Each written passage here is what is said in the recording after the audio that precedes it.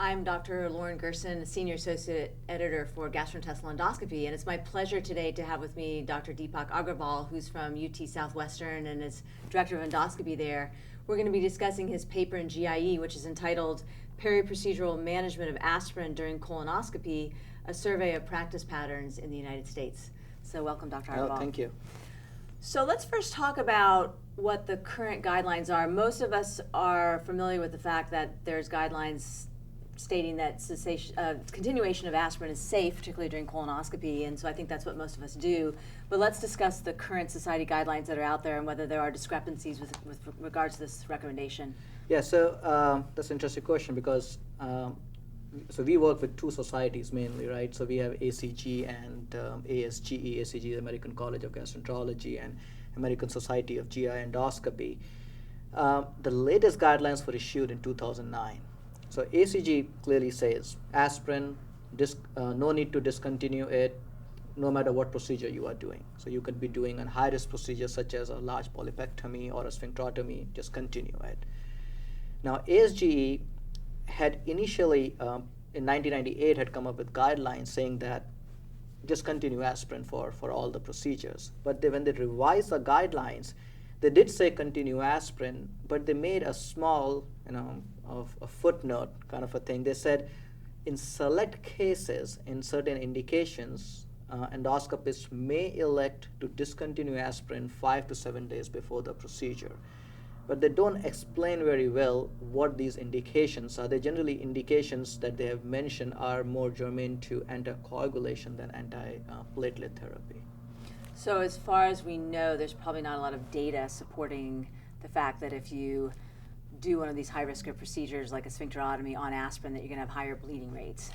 Actually, the data is there. In fact, the first randomized controlled trial was way early, almost like 20 years back, and that showed there was no risk of bleeding. And then that has been followed by many studies. Some of them are a controlled trial, some of them are retrospective studies, and they do show that that stopping aspirin is unnecessary. You should just continue it. But more importantly, there's literature that is coming from cardiology colleagues which say that it's not just about the bleeding risk. There is a substantial risk for cardiovascular events when you stop aspirin. In fact, a good meta-analysis study says that 10% of all acute cardiovascular events were attributed to stopping aspirin about 2 to 3 weeks for any indication.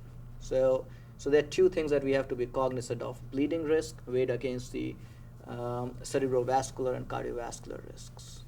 So given these guidelines, tell us why you wanted to do this study and what was the rationale for doing it. It's interesting because I'm a little bit embarrassed in saying this, but one of my patients called me. It was an open access colonoscopy, and he says, your instructions say that I should stop aspirin before my procedure. Now I'll confess, I did not know what our university instructions really said. They had been in place for many years, and we just assumed them to be true. So I looked back, and it said that if you're taking high-dose aspirin, like 325 milligram aspirin, stop 5 days before the procedure. Now this patient was astute, and he said, my neurologist has said, never stop aspirin. Mm-hmm. I've had stroke. So that set me thinking. We, of course, changed our instructions, but that set me thinking, how many people are knowingly or unknowingly in the same situation? Right. So, and one way we thought about doing it is to just look at instructions on the web. And there are a lot. If you just Google colonoscopy instructions, you have pages after pages of these instructions. So what we did was we reviewed all these instructions, and that's how we did the study. So your methods were essentially doing an internet type of search, looking for instructions. That's right. How did you determine that you obtained most of them? Did you call certain centers and say, can I have a copy of your instructions? No, or you just went on what was based These were all the instructions which were available on the web.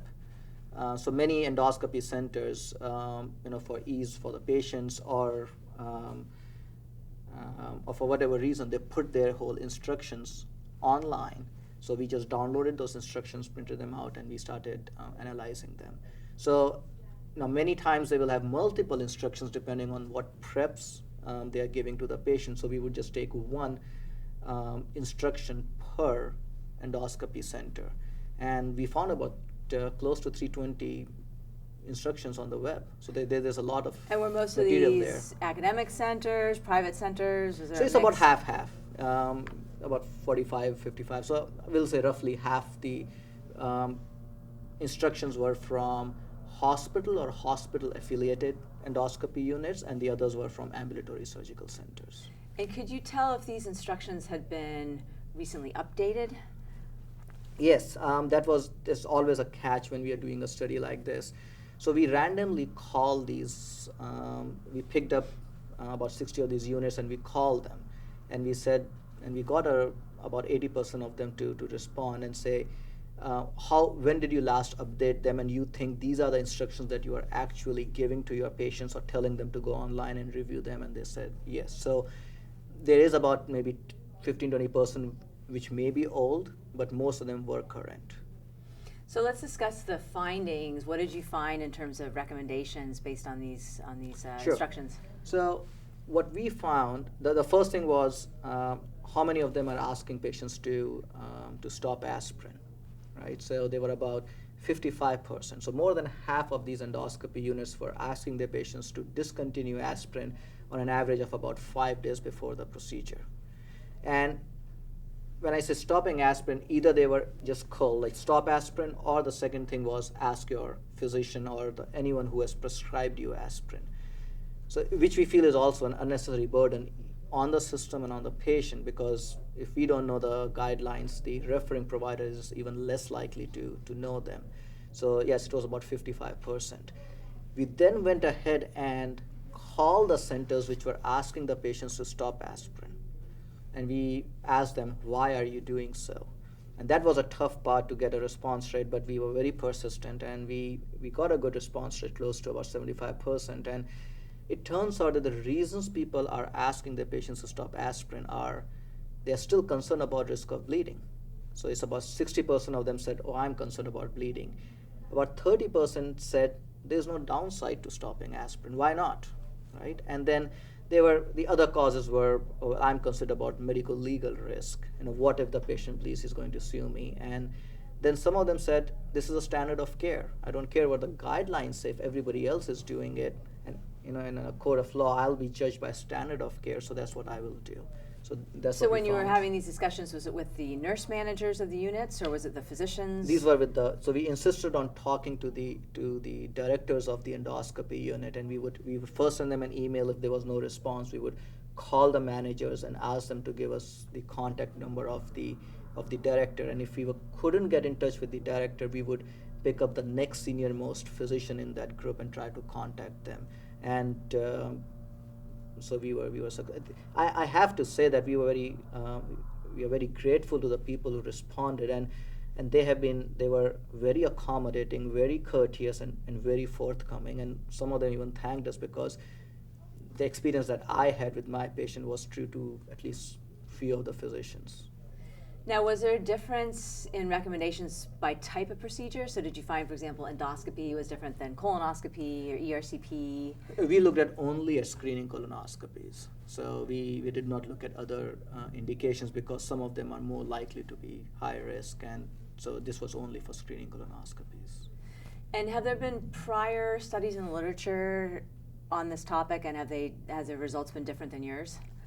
The only study that we know of, and that's why I think the study was long overdue, was years back, was in 1996. At that time, 80% physicians asked their patients to stop aspirin. So in last 20 years, we have done maybe slightly better. Now we are up to 55, but there's rooms to improve. So did any of these centers basically change their practice after you talked to them? I mean, we did. I don't know about, and a couple of centers who sent me emails thanking me, I know they probably did, but we don't have a follow-up as to, but we hope that they changed. And did you get any reports anecdotally about adverse events, either cardiovascular, neurovascular, or bleeding, if the aspirin was stopped? No, but I think that's one of the problems, because the adverse events from cardiovascular, cerebrovascular, the events, they happen on an average about 14 days after we stop aspirin, and that's why I think we underestimate the risk of these events. And even if they come to our hospital, we sometimes don't always know because they go to the cardiology or the neuro service. So we didn't know anything about those events, but it is well shown in the literature that it's not uncommon. Was there any difference between aspirin and nonsteroidal agents? We did not make that distinction because if you read the instructions, they almost lump them together, but they should not be any difference. We didn't demarcate between the two for our study. And are there any other important findings you want to point out to the audience today? Just a few things. First is look back, and we get so used to doing these day-to-day activities, and some of the instructions and things we write could be years back, and we never go on to change them. The second thing is, I think, is an urge to the societies to, once we issue guidelines, they should be clear and they should be consistent. There's enough data, and if we remove ambiguity from these guidelines, I think it will help the people follow them a little bit more, and it will remove the concern of these medico-legal concerns. So not only we should issue guidelines, but we should put steps in place to make it easy to follow them, and we should ensure compliance with these guidelines. And did you find in any cases that the ancillary staff was also not aware of them? So for example, you talk to the physicians, but then you also have nurses on the phone that are giving instructions, nurses in the units. So kind of the whole team needs to understand the approach. We didn't look at this specifically in our study, but anecdotally I can say when we made these changes in guidelines, we got phone calls from the pre-op nurses. Oh, you still want to do this procedure because patient is still on aspirin, and that's when we decided that it is actually a team approach. So we put some education thing. We conducted a couple of classes for all the pre-op nurses and on the endoscopy nurses on how we changed the guidelines and why we changed it. So now everybody is on board. But you're right. It should not be just the physicians. It should be all the team approach. Well, Dr. Agarwal, thank you so much for your time today and for highlighting your important article with us in GIE. Thank you. It's a pleasure to be here.